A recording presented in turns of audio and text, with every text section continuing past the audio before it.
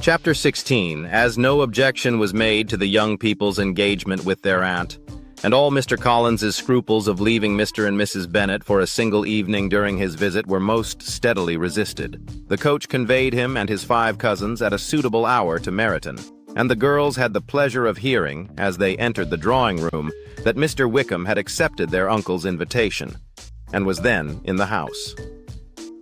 When this information was given, and they had all taken their seats, Mr. Collins was at leisure to look around him and admire, and he was so much struck with the size and furniture of the apartment that he declared he might almost have supposed himself in the small summer breakfast parlor at Rosings, a comparison that did not at first convey much gratification. But when Mrs. Phillips understood from him what Rosings was, and who was its proprietor, when she had listened to the description of only one of Lady Catherine's drawing rooms, and found that the chimney-piece alone had cost £800, she felt all the force of the compliment, and would hardly have resented a comparison with the housekeeper's room. In describing to her all the grandeur of Lady Catherine and her mansion, with occasional digressions in praise of his own humble abode and the improvements it was receiving, he was happily employed until the gentlemen joined them, and he found in Mrs. Phillips a very attentive listener, whose opinion of his consequence increased with what she heard, and who was resolving to retail it all among her neighbors as soon as she could.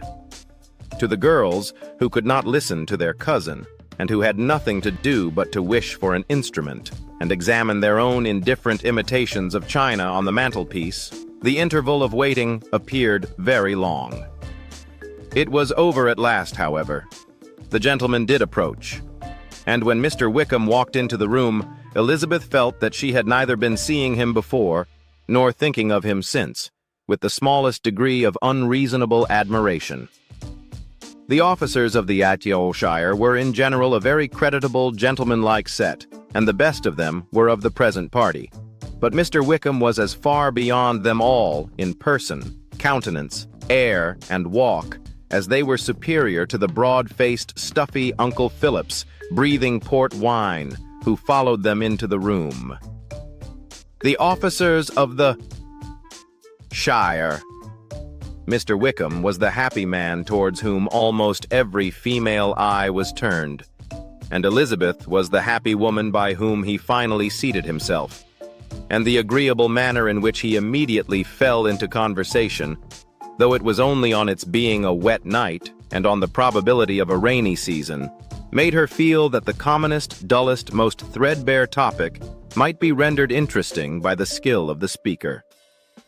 With such rivals for the notice of the fair as Mr. Wickham and the officers, Mr. Collins seemed to sink into insignificance.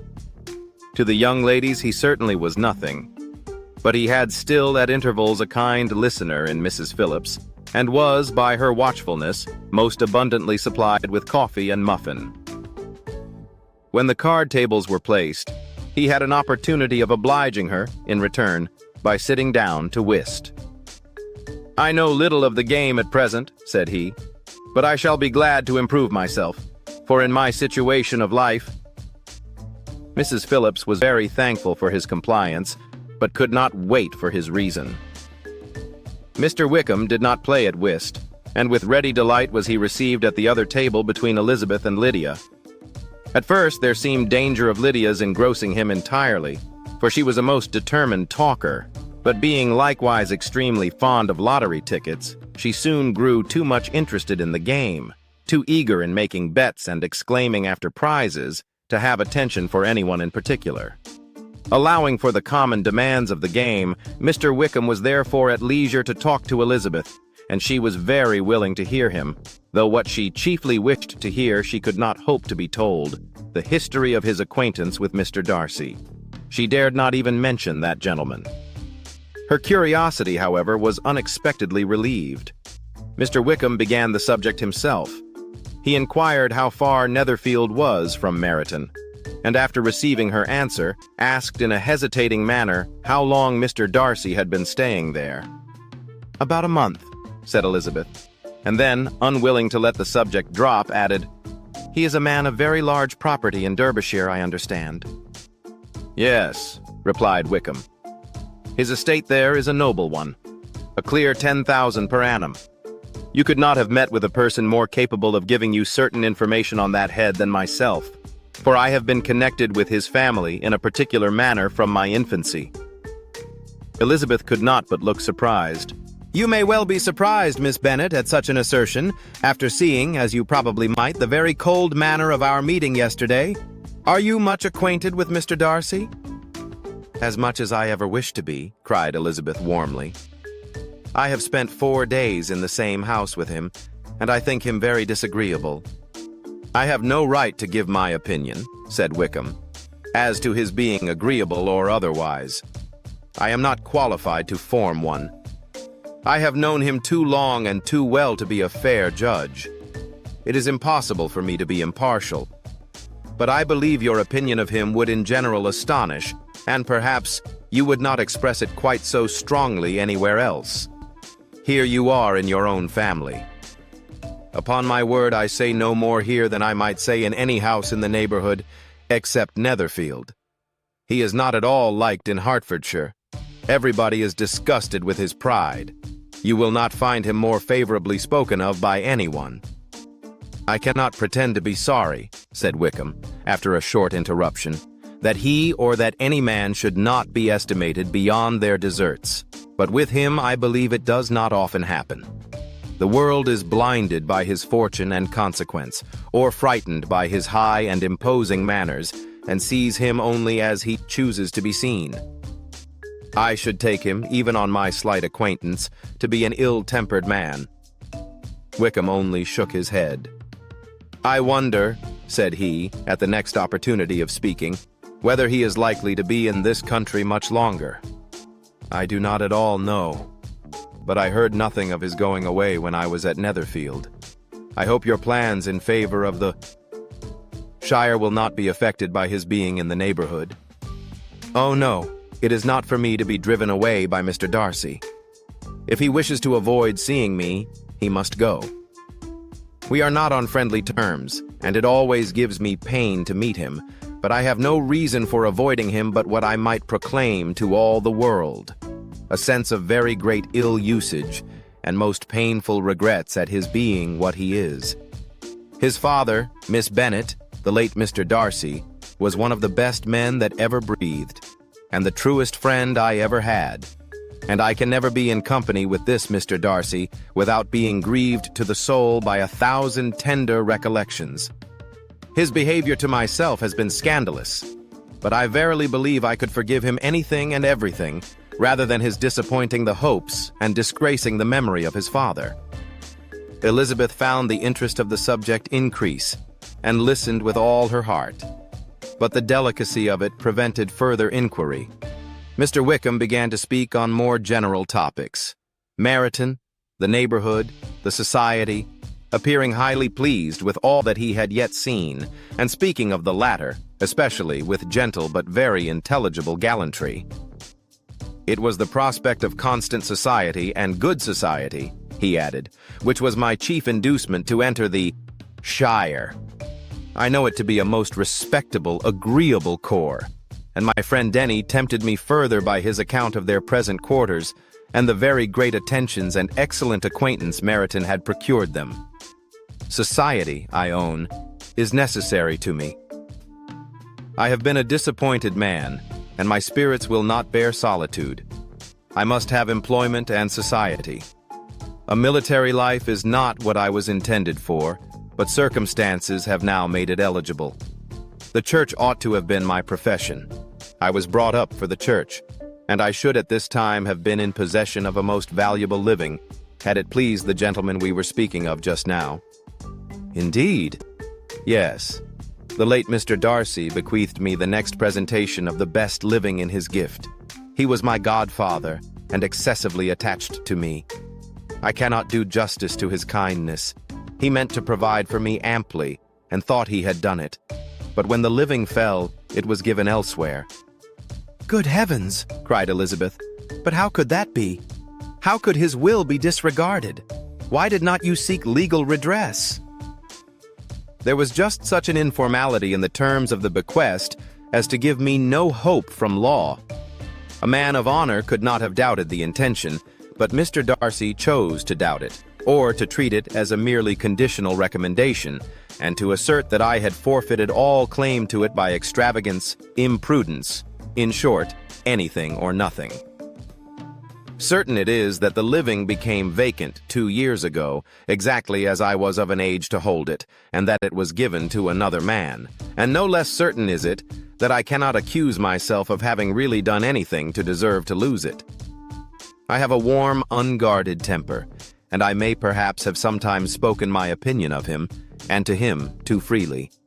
I can recall nothing worse, but the fact is that we are very different sort of men, and that he hates me. This is quite shocking. He deserves to be publicly disgraced. Sometime or other he will be, but it shall not be by me. Till I can forget his father, I can never defy or expose him. Elizabeth honored him for such feelings, and thought him handsomer than ever as he expressed them. But what, said she after a pause, can have been his motive? What can have induced him to behave so cruelly? A thorough, determined dislike of me, a dislike which I cannot but attribute in some measure to jealousy. Had the late Mr. Darcy liked me less, his son might have borne with me better. But his father's uncommon attachment to me irritated him, I believe, very early in life. He had not a temper to bear the sort of competition in which we stood, the sort of preference which was often given me. I had not thought Mr. Darcy so bad as this. Though I have never liked him, I had not thought so very ill of him. I had supposed him to be despising his fellow creatures in general, but did not suspect him of descending to such malicious revenge, such injustice, such inhumanity as this. After a few minutes' reflection, however, she continued, I do remember his boasting one day at Netherfield of the implacability of his resentments, of his having an unforgiving temper. His disposition must be dreadful. I will not trust myself on the subject, replied Wickham. I can hardly be just to him. Elizabeth was again deep in thought, and after a time exclaimed, To treat in such a manner the godson, the friend, the favorite of his father. She could have added, a young man, too, like you, whose very countenance may vouch for your being amiable. But she contented herself with, and one, too, who had probably been his own companion from childhood, connected together, as I think you said, in the closest manner. We were born in the same parish, within the same park. The greatest part of our youth was passed together. Inmates of the same house, sharing the same amusements, objects of the same parental care. My father began life in the profession which your uncle, Mr. Phillips, appears to do so much credit to. But he gave up everything to be of use to the late Mr. Darcy, and devoted all his time to the care of the Pemberley property. He was most highly esteemed by Mr. Darcy, a most intimate, confidential friend.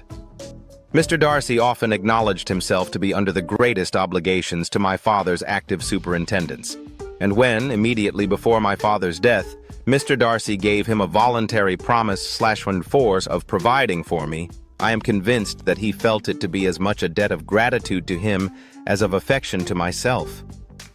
How strange, cried Elizabeth. How abominable.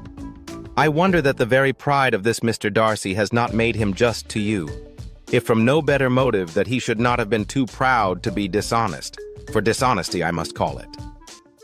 It is wonderful, replied Wickham, for almost all his actions may be traced to pride, and pride has often been his best friend. It has connected him nearer with virtue than any other feeling. But we are none of us consistent, and in his behavior to me there were stronger impulses even than pride. Can such abominable pride as his have ever done him good? Yes. It has often led him to be liberal and generous, to give his money freely, to display hospitality, to assist his tenants and relieve the poor. Family pride and filial pride, for he is very proud of what his father was, have done this.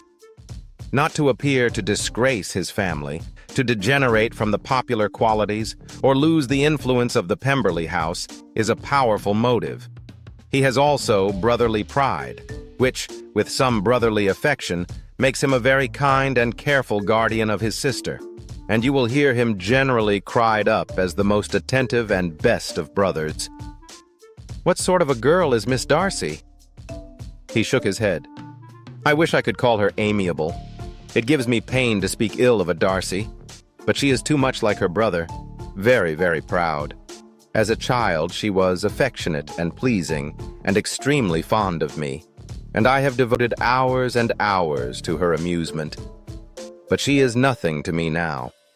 She is a handsome girl, about 15 or 16, and I understand highly accomplished. Since her father's death, her home has been London, where a lady lives with her and superintends her education. After many pauses and many trials of other subjects, Elizabeth could not help reverting once more to the first and saying, I am astonished at his intimacy with Mr. Bingley. How can Mr. Bingley, who seems good humor itself and is, I really believe, truly amiable, be in friendship with such a man? How can they suit each other? Do you know Mr. Bingley? Not at all. He is a sweet-tempered, amiable, charming man. He cannot know what Mr. Darcy is. Probably not.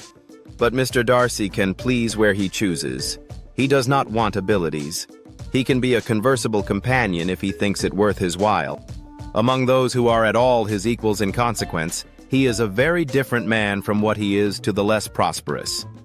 His pride never deserts him, but with the rich he is liberal-minded, just, sincere, rational, honorable, and perhaps agreeable, allowing something for fortune and figure.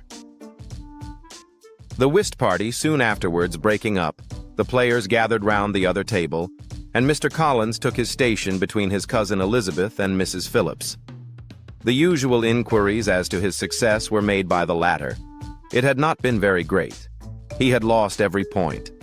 But when Mrs. Phillips began to express her concern thereupon, he assured her, with much earnest gravity, that it was not of the least importance, that he, 106, considered the money as a mere trifle, and begged she would not make herself uneasy. I know very well, madam, said he, that when persons sit down to a card table, they must take their chance of these things, and happily I am not in such circumstances as to make 5 shillings any object.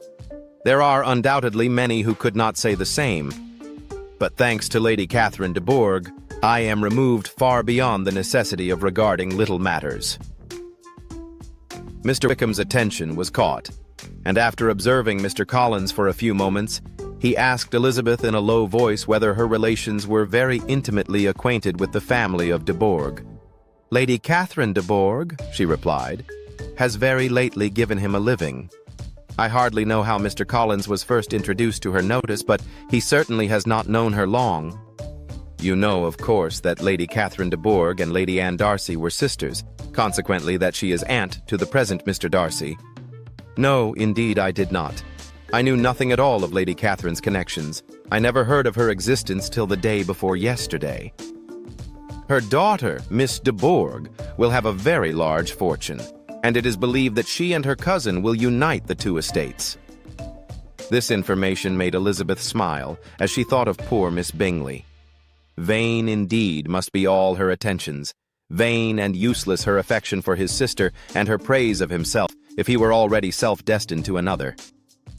Mr. Collins, said she, speaks highly both of Lady Catherine and her daughter, but from some particulars that he has related of her ladyship, I suspect his gratitude misleads him, and that, in spite of her being his patroness, she is an arrogant, conceited woman.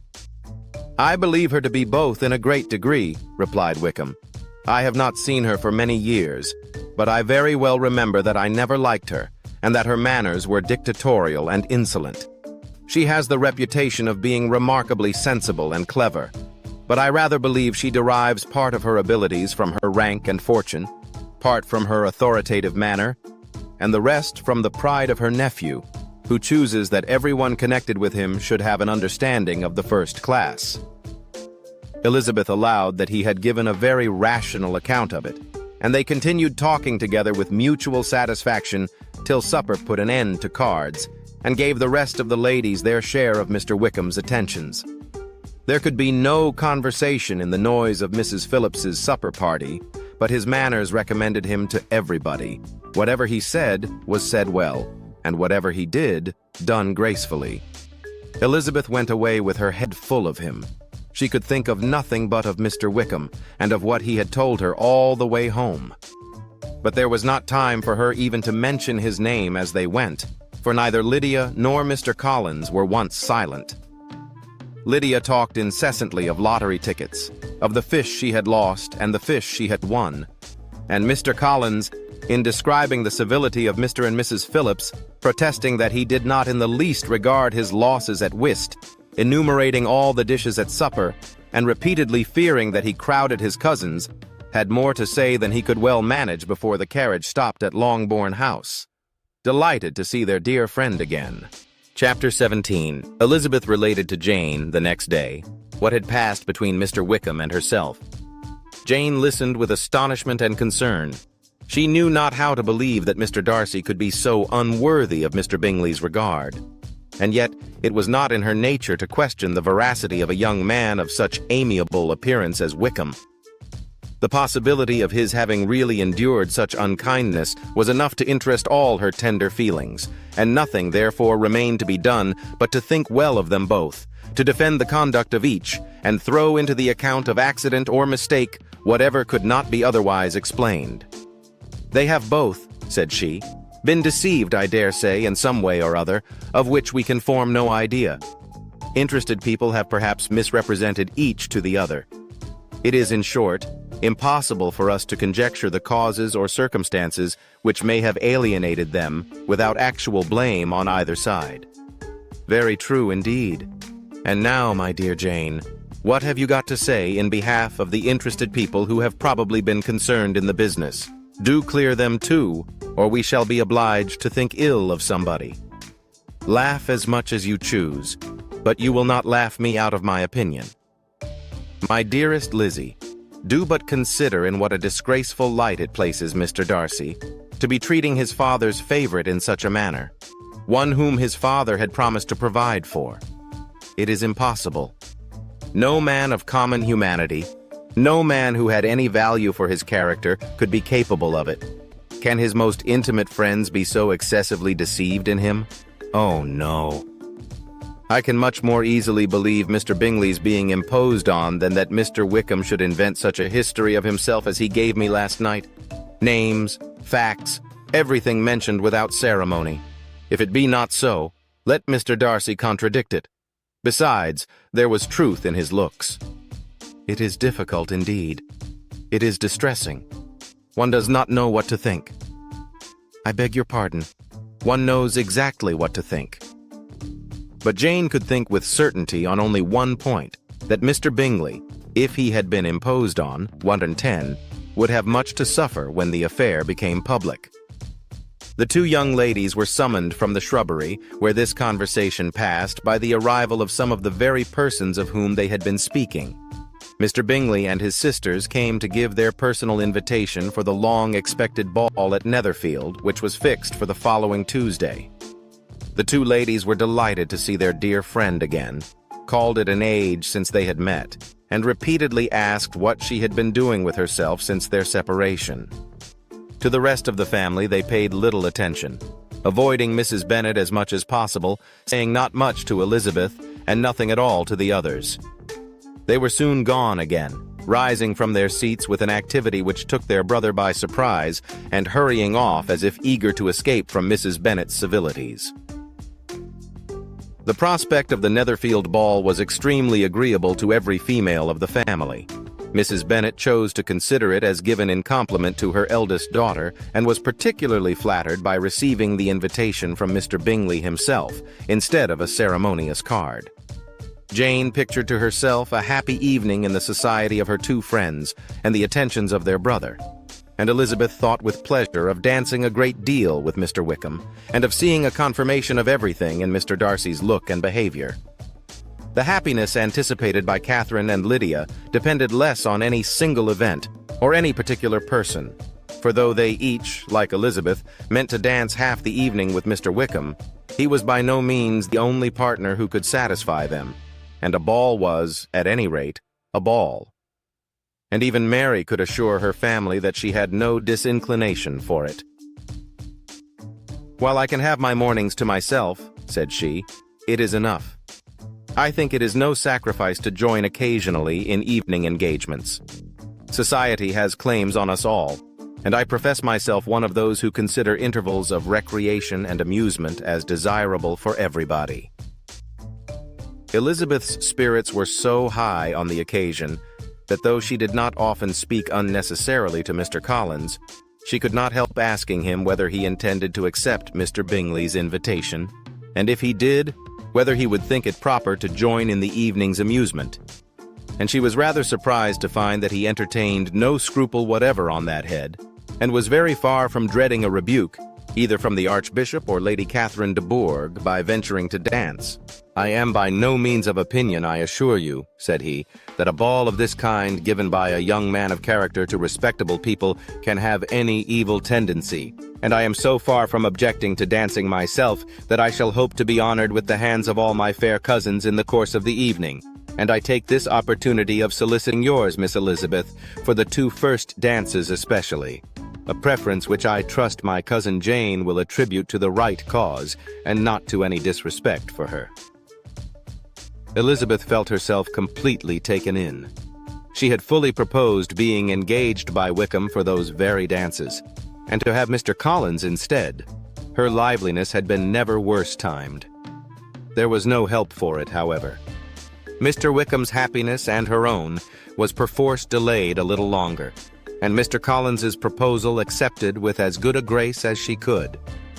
She was not the better pleased with his gallantry, from the idea it suggested of something more. It now first struck her that she was selected from among her sisters as worthy of being the mistress of Hunsford Parsonage, and of assisting to form a quadrille table at Rosings in the absence of more eligible visitors. The idea soon reached to conviction, as she observed his increasing civilities towards herself, and heard his frequent attempt at a compliment on her wit and vivacity. And though more astonished than gratified herself by this effect of her charms, it was not long before her mother gave her to understand that the probability of their marriage was exceedingly agreeable to her. Elizabeth, however, did not choose to take the hint, being well aware that a serious dispute must be the consequence of any reply. Mr. Collins might never make the offer, and, till he did, it was useless to quarrel about him. If there had not been a Netherfield ball to prepare for and talk of, the younger Miss Bennets would have been in a pitiable state at this time, for from the day of the invitation to the day of the ball, there was such a succession of rain as prevented their walking to Meryton once. No aunt, no officers, no news could be sought after. The very shoe roses for Netherfield were got by proxy. Even Elizabeth might have found some trial of her patience in weather which totally suspended the improvement of her acquaintance with Mr. Wickham, and nothing less than a dance on Tuesday could have made such a Friday, Saturday, Sunday, and Monday endurable to Kitty and Lydia. Chapter 18.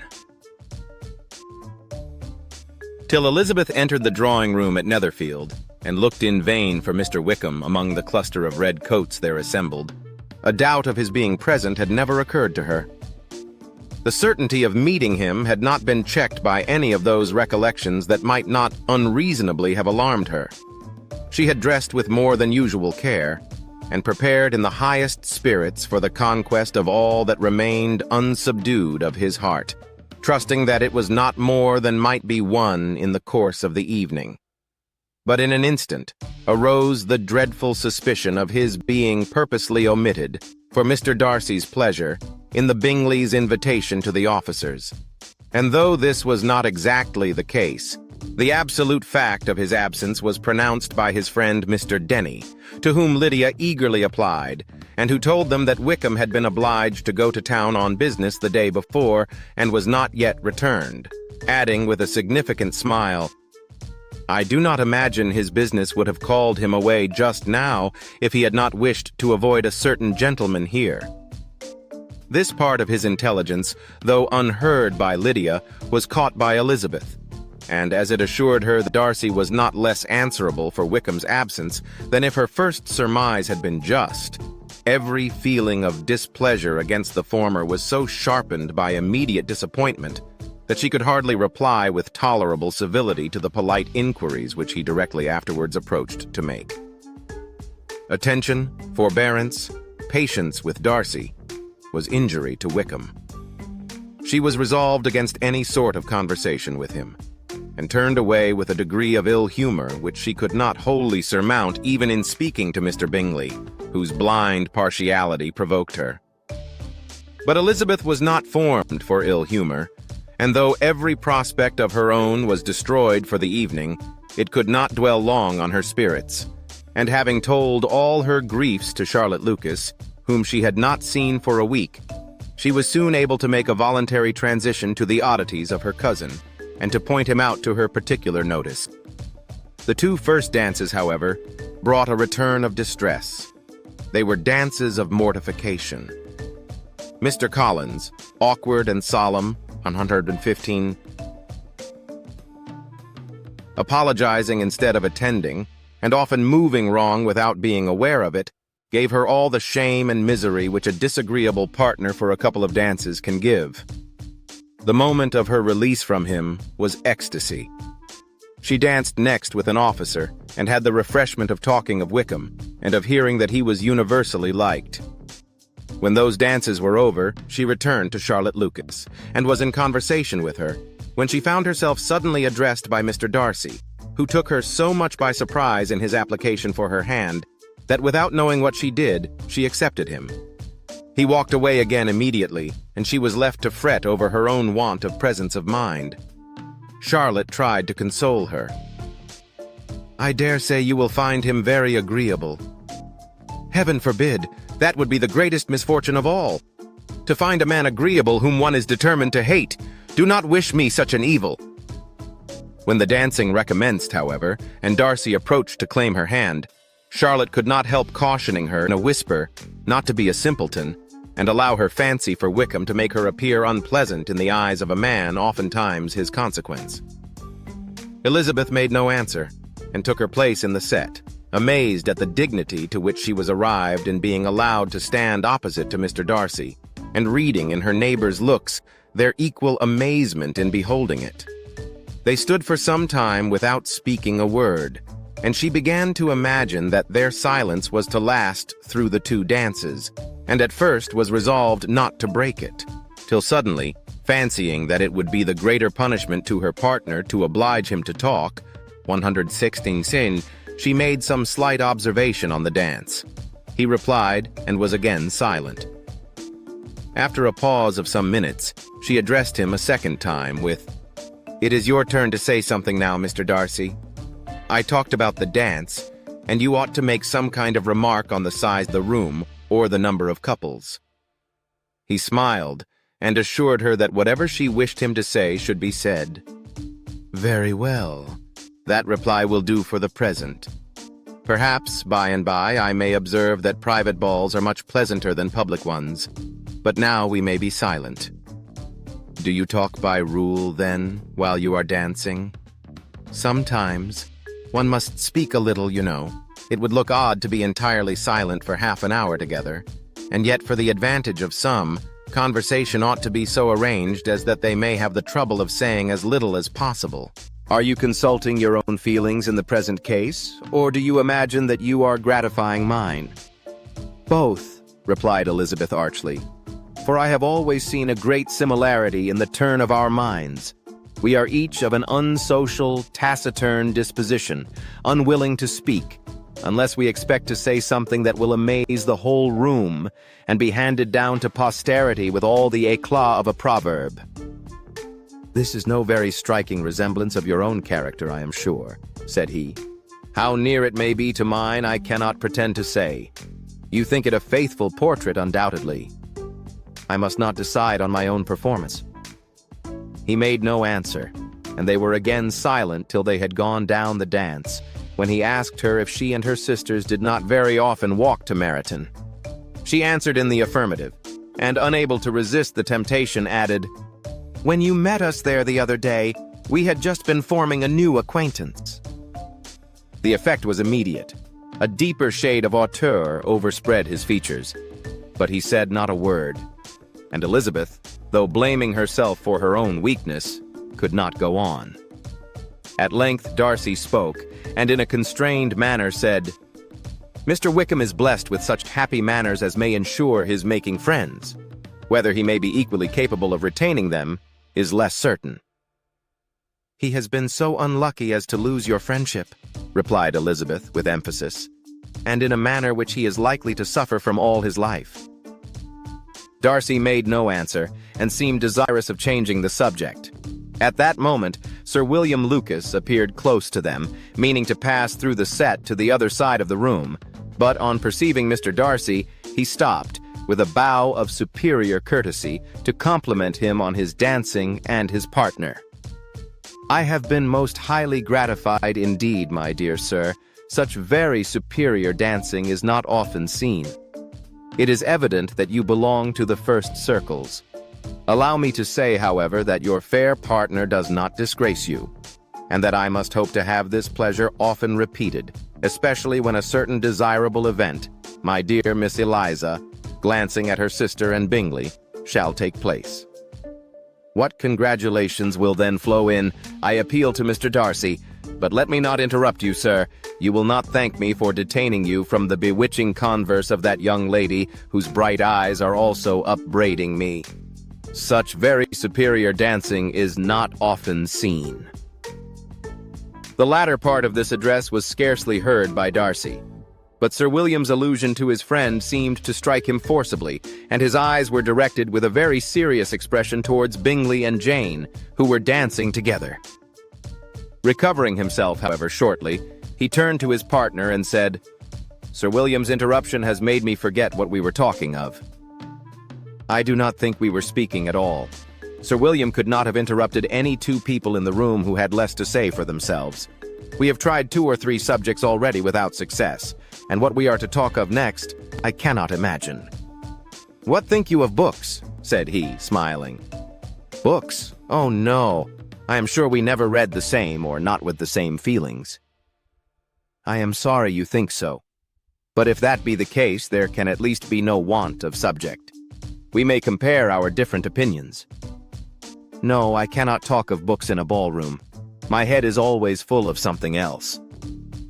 "The present always occupies you in such scenes, does it?" said he, with a look of doubt. "Yes, always," she replied, without knowing what she said, for her thoughts had wandered far from the subject. Soon afterwards appeared by her, suddenly exclaiming, "I remember hearing you once say, Mr. Darcy, that you hardly ever forgave, that your resentment, once created, was unappeasable. You are very cautious, I suppose, as to its being created?" "I am," said he with a firm voice. "And never allow yourself to be blinded by prejudice?" "I hope not. It is particularly incumbent on those who never change their opinion to be secure of judging properly at first. May I ask to what these questions tend?" "Merely to the illustration of your character," said she, endeavoring to shake off her gravity. "I am trying to make it out. And what is your success?" She shook her head. "I do not get on at all. I hear such different accounts of you as puzzle me exceedingly." "I can readily believe," answered he gravely, "that reports may vary greatly with respect to me. And I could wish, Miss Bennet, that you were not to sketch my character at the present moment, as there is reason to fear that the performance would reflect no credit on either. But if I do not take your likeness now, I may never have another opportunity." "I would by no means suspend any pleasure of yours," he coldly replied. She said no more, and they went down the other dance and parted in silence, on each side dissatisfied, though not to an equal degree, for in Darcy's breast there was a tolerably powerful feeling towards her, which soon procured her pardon and directed all his anger against another. They had not long separated when Miss Bingley came towards her, and with an expression of civil disdain thus accosted her. "So, Miss Eliza, I hear you are quite delighted with George Wickham. Your sister has been talking to me about him and asking me 1,000 questions, and I find that the young man forgot to tell you, among his other communications, that he was the son of old Wickham, the late Mr. Darcy's steward." Let me recommend you, however, as a friend, not to give implicit confidence to all his assertions. For, as to Mr. Darcy's using him ill, it is perfectly false.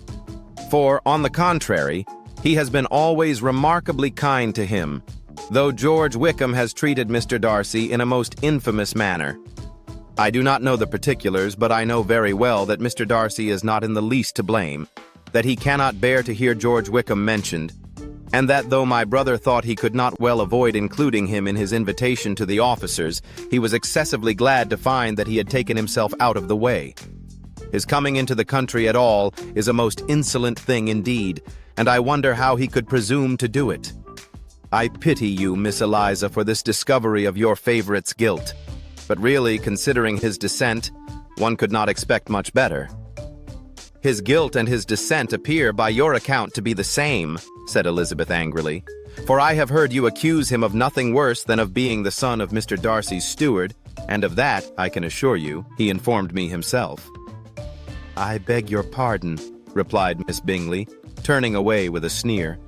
Excuse my interference. It was kindly meant. Insolent girl, said Elizabeth to herself. You are much mistaken if you expect to influence me by such a paltry attack as this. I see nothing in it but your own willful ignorance and the malice of Mr. Darcy. She then sought her eldest sister, who had undertaken to make inquiries on the same subject of Bingley. Jane met her with a smile of such sweet complacency, a glow of such happy expression, as sufficiently marked how well she was satisfied with the occurrences of the evening. Elizabeth instantly read her feelings, and, at that moment, solicitude for Wickham, resentment against his enemies, and everything else, gave way before the hope of Jane's being in the fairest way for happiness. I want to know, said she, with a countenance no less smiling than her sister's, what you have learnt about Mr. Wickham, but perhaps you have been too pleasantly engaged to think of any third person, in which case you may be sure of my pardon. No, replied Jane, I have not forgotten him, but I have nothing satisfactory to tell you. Mr. Bingley does not know the whole of his history, and is quite ignorant of the circumstances which have principally offended Mr. Darcy. But he will vouch for the good conduct, the probity and honor of his friend, and is perfectly convinced that Mr. Wickham has deserved much less attention from Mr. Darcy than he has received. And I am sorry to say that by his account, as well as his sister's, Mr. Wickham is by no means a respectable young man. I am afraid he has been very imprudent, and has deserved to lose Mr. Darcy's regard. Mr. Bingley does not know Mr. Wickham himself. No, he never saw him till the other morning at Meryton. This account, then, is what he has received from Mr. Darcy. I am perfectly satisfied. But what does he say of the living? He does not exactly recollect the circumstances, though he has heard them from Mr. Darcy more than once, but he believes that it was left to him conditionally only. I have not a doubt of Mr. Bingley's sincerity, said Elizabeth warmly. But you must excuse my not being convinced by assurances only. Mr. Bingley's defense of his friend was a very able one, I dare say. But since he is unacquainted with several parts of the story, and has learnt the rest from that friend himself, I shall venture still to think of both gentlemen as I did before. She then changed the discourse to one more gratifying to each, and on which there could be no difference of sentiment. Elizabeth listened with delight to the happy though modest hopes which Jane entertained of Bingley's regard, and said all in her power to heighten her confidence in it. On their being joined by Mr. Bingley himself, Elizabeth withdrew to Miss Lucas, to whose inquiry after the pleasantness of her last partner she had scarcely replied, before Mr. Collins came up to them and told her with great exultation that he had just been so fortunate as to make a most important discovery. I have found out, said he, by a singular accident, that there is now in the room a near relation to my patroness. I happened to overhear the gentleman himself mentioning to the young lady who does the honors of this house the names of his cousin Miss de Bourgh, and of her mother, Lady Catherine. How wonderfully these sort of things occur! Who would have thought of my meeting with, perhaps, a nephew of Lady Catherine de Bourgh in this assembly? I am most thankful that the discovery is made in time for me to pay my respects to him, which I am now going to do, and trust he will excuse my not having done it before. My total ignorance of the connection must plead my apology. You are not going to introduce yourself to Mr. Darcy? Indeed I am. I shall entreat his pardon for not having done it earlier. I believe him to be Lady Catherine's nephew. It will be in my power to assure him that her ladyship was quite well yesterday se'night.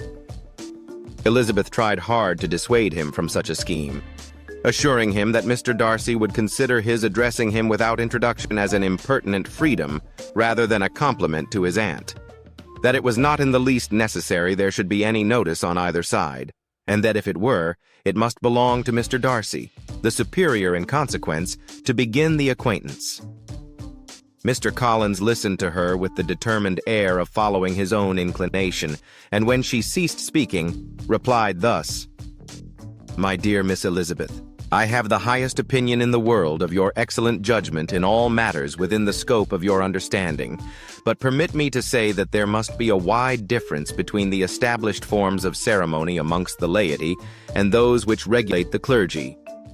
For give me leave to observe that I consider the clerical office as equal in point of dignity with the highest rank in the kingdom, provided that a proper humility of behavior is at the same time maintained.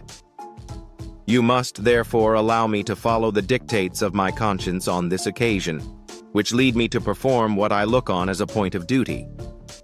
Pardon me for neglecting to profit by your advice, which on every other subject shall be my constant guide, though in the case before us I consider myself more fitted by education and habitual study to decide on what is right than a young lady like yourself."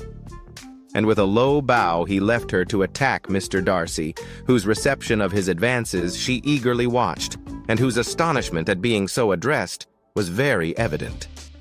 Her cousin prefaced his speech with a solemn bow, and though she could not hear a word of it, she felt as if hearing it all, and saw in the motion of his lips the words "apology," "Hunsford," and "Lady Catherine de Bourgh."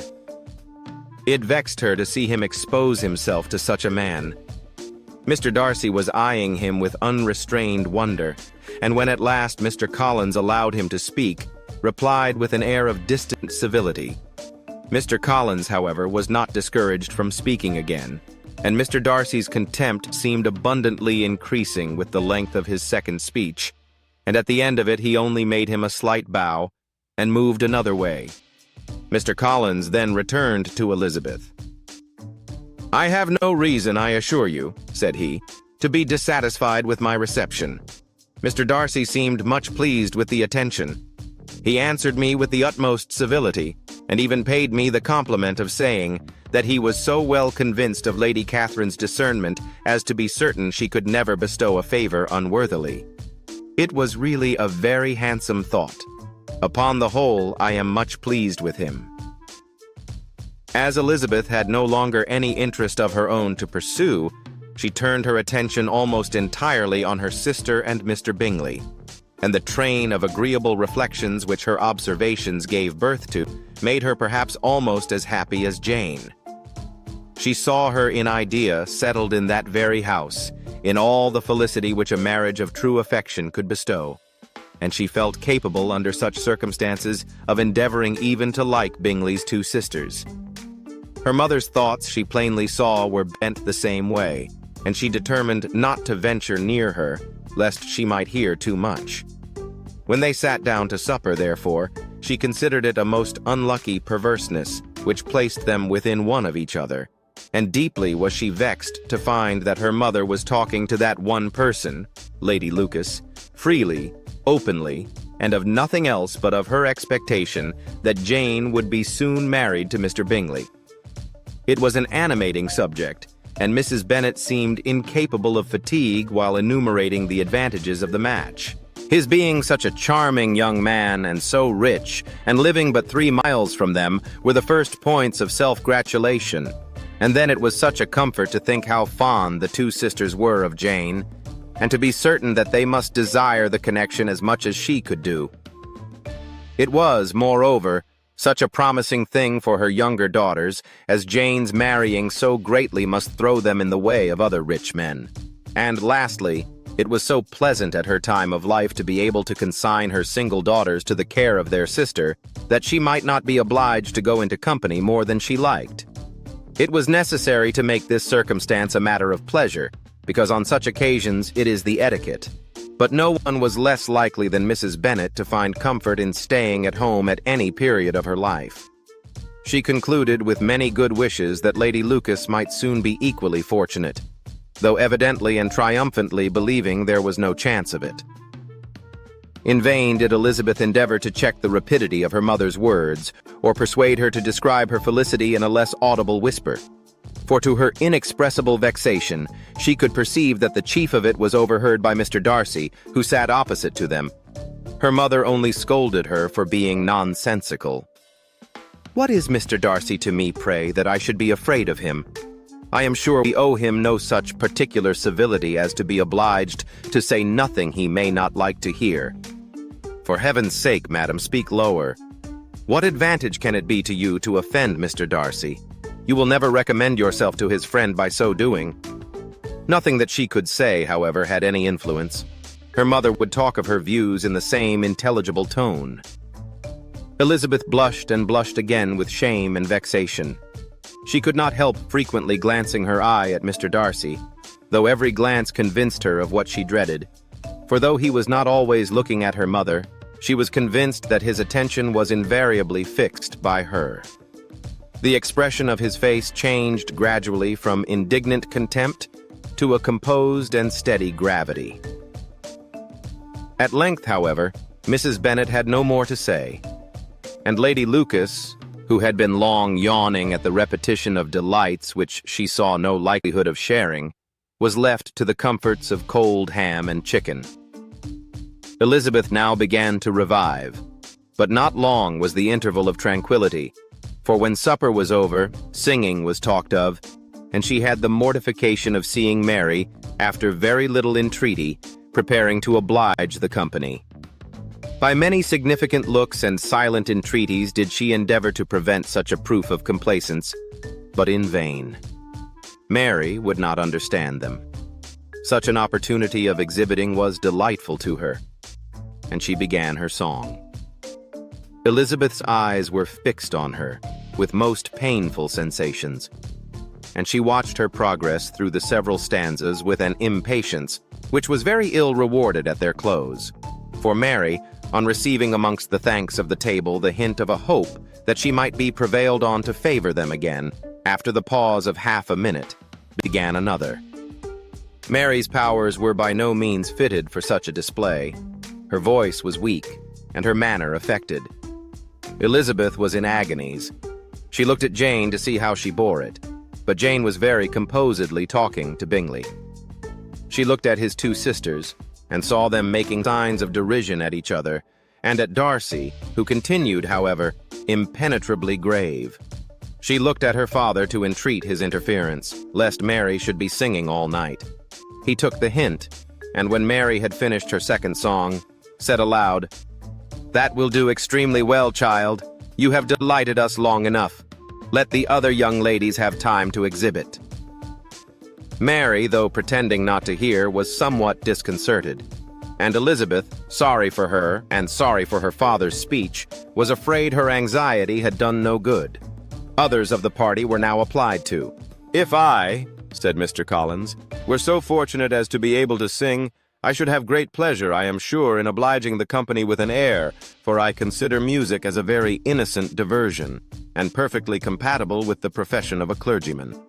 I do not mean, however, to assert that we can be justified in devoting too much of our time to music, for there are certainly other things to be attended to. The rector of a parish has much to do. In the first place, he must make such an agreement for tithes as may be beneficial to himself and not offensive to his patron. He must write his own sermons, and the time that remains will not be too much for his parish duties, and the care and improvement of his dwelling, which he cannot be excused from making as comfortable as possible. And I do not think it of light importance that he should have attentive and conciliatory manners towards everybody, especially towards those to whom he owes his preferment.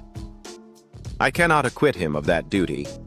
Nor could I think well of the man who should omit an occasion of testifying his respect towards anybody connected with the family." And with a bow to Mr. Darcy, he concluded his speech, which had been spoken so loud as to be heard by half the room. Many stared, many smiled, but no one looked more amused than Mr. Bennet himself, while his wife seriously commended Mr. Collins for having spoken so sensibly, and observed in a half-whisper to Lady Lucas that he was a remarkably clever, good kind of young man. To Elizabeth it appeared that had her family made an agreement to expose themselves as much as they could during the evening, it would have been impossible for them to play their parts with more spirit or finer success.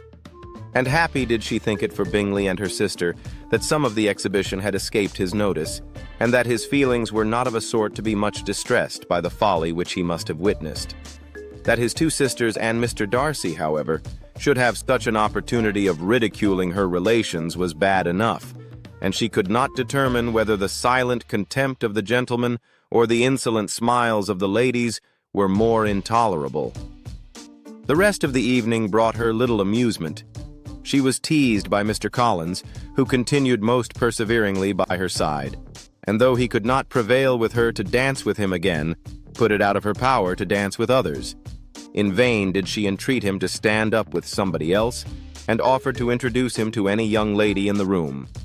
He assured her that, as to dancing, he was perfectly indifferent to it, that his chief object was, by delicate attentions, to recommend himself to her, and that he should therefore make a point of remaining close to her the whole evening. There was no arguing upon such a project. She owed her greatest relief to her friend Miss Lucas, who often joined them, and good-naturedly engaged Mr. Collins's conversation to herself.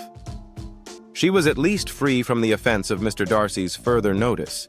Though often standing within a very short distance of her, quite disengaged, he never came near enough to speak. She felt it to be the probable consequence of her allusions to Mr. Wickham, and rejoiced in it. The Longbourn party were the last of all the company to depart, and by a maneuver of Mrs. Bennet had to wait for their carriage a quarter of an hour after everybody else was gone, which gave them time to see how heartily they were wished away by some of the family. Mrs. Hurst and her sister scarcely opened their mouths except to complain of fatigue, and were evidently impatient to have the house to themselves. They repulsed every attempt of Mrs. Bennet at conversation, and by so doing threw a languor over the whole party, which was very little relieved by the long speeches of Mr. Collins, who was complimenting Mr. Bingley and his sisters on the elegance of their entertainment, and the hospitality and politeness which had marked their behavior to their guests. Darcy said nothing at all. Mr. Bennet, in equal silence, was enjoying the scene. Mr. Bingley and Jane were standing together a little detached from the rest, and talked only to each other. Elizabeth preserved as steady a silence as either Mrs. Hurst or Miss Bingley, and even Lydia was too much fatigued to utter more than the occasional exclamation of, "Lord, how tired I am," accompanied by a violent yawn. When at length they arose to take leave, Mrs. Bennet was most pressingly civil in her hope of seeing the whole family soon at Longbourn, and addressed herself particularly to Mr. Bingley, to assure him how happy he would make them, by eating a family dinner with them at any time without the ceremony of a formal invitation. Bingley was all grateful pleasure, and he readily engaged for taking the earliest opportunity of waiting on her after his return from London, whither he was obliged to go the next day for a short time. Mrs. Bennet was perfectly satisfied, and quitted the house under the delightful persuasion that, allowing for the necessary preparations of settlements, new carriages, and wedding clothes, she should undoubtedly see her daughter settled at Netherfield in the course of 3 or 4 months. Of having another daughter married to Mr. Collins, she thought with equal certainty, and with considerable, though not equal, pleasure. Elizabeth was the least dear to her of all her children, and though the man and the match were quite good enough for her, the worth of each was eclipsed by Mr. Bingley and Netherfield. To assure you in the most animated language,